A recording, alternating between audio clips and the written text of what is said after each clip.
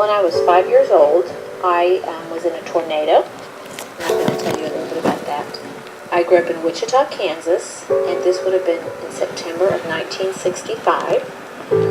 My parents had gone to a movie that evening, and so my grandmother was babysitting for my younger sister, who was about a year and a few months old, and myself. I was almost 6. We were in watching television. My sister was actually down in bed, so she'd already gone to sleep. And my grandmother and I were watching TV, and we heard lots of wind, and there was this loud boom, and something fell on our house, which turned out to be a pine tree that had fallen over. A large pine had fallen over onto the house, and we didn't know it. So my grandmother went to open the front door, and as she got to the door, a large piece of wood came flying through our wooden door. And so she quickly gathered me up, and we went down the hallway.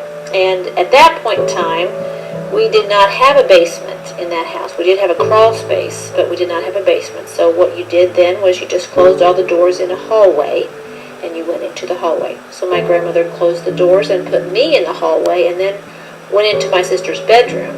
Susanna was still asleep, but the glass window where her crib was had actually fallen and broken on her bed, her crib.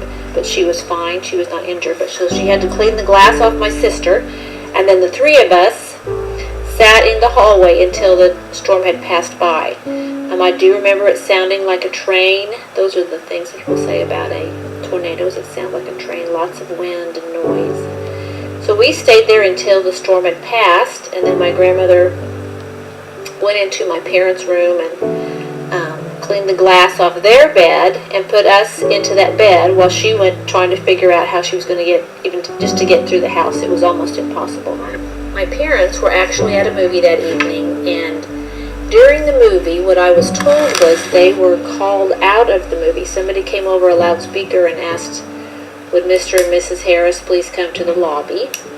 And when they got there, they had a phone call from a neighbor telling them that the tornado had hit our house and they needed to come home immediately. So on their way home, traffic was stopped a considerable distance from our house.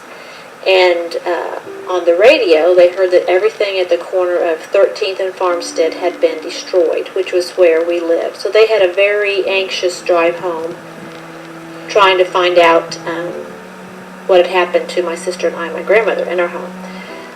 When they got there, they had to, the police were hesitant to let them through. They told them where they lived, and the police were happy to let them through. And they were very relieved to come and find us. They were able to, the policemen helped them get into the house. They had to move, a lot of things away, and that we were all fine. And we went and lived with my grandmother for a period of time after that, because there was so much repair and things to do on the house due to the tornado, and schools were closed and things like that. Some of the stories that I heard about things that happened, we heard that there was a car driving down the road that was actually picked up with people in it, picked up by the tornado and carried to some distance away.